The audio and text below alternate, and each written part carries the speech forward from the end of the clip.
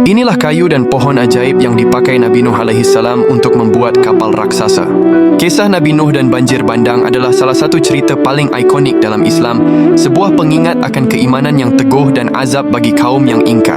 Di balik kisah penyelamatan besar itu, terdapat mukjizat pembuatan sebuah kapal raksasa yang melibatkan bahan khusus dan kesabaran luar biasa.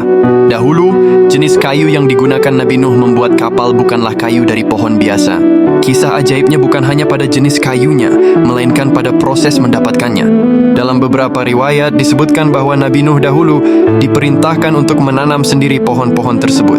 Ajaibnya, pohon-pohon ini tumbuh dalam waktu yang sangat singkat atas kehendak Allah Subhanahu wa Ta'ala, serta siap untuk ditebang dan diolah menjadi bahan kapal yang kokoh.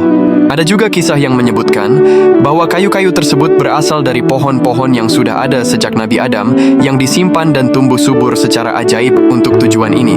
Meskipun Al-Quran tidak merinci jenis kayu yang digunakan, sumber-sumber Islam dan tafsir menyebutkan bahwa kapal itu dibuat dari kayu gofir.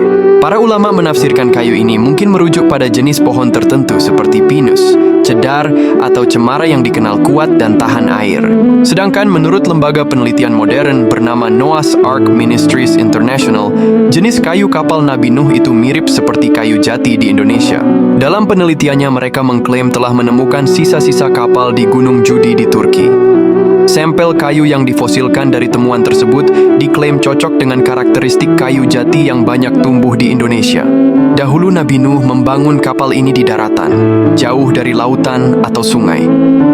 Lokasi persisnya tidak disebutkan secara pasti dalam Al-Quran, tetapi setelah air bah surut, kapal tersebut berlabuh di Gunung Judi yang diyakini berada di wilayah tenggara Turki saat ini, dekat perbatasan Suriah dan Irak. Pemilihan lokasi di daratan ini menjadi bahan ejekan kaumnya yang kafir. Mereka mengolok-olok Nabi Nuh dan pengikutnya, "Wahai Nuh, apakah kamu sudah gila? Kamu membangun kapal di tengah padang pasir. Bagaimana kapal itu bisa berlayar?"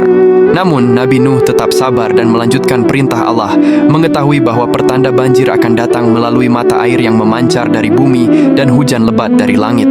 Proses pembangunan kapal Nabi Nuh ini memakan waktu yang sangat lama, menguji kesabaran Nabi Nuh yang telah berdakwah selama ratusan tahun. Menurut berbagai tafsir, waktu yang dibutuhkan untuk membangun kapal ini berkisar antara 40 hingga 80 tahun.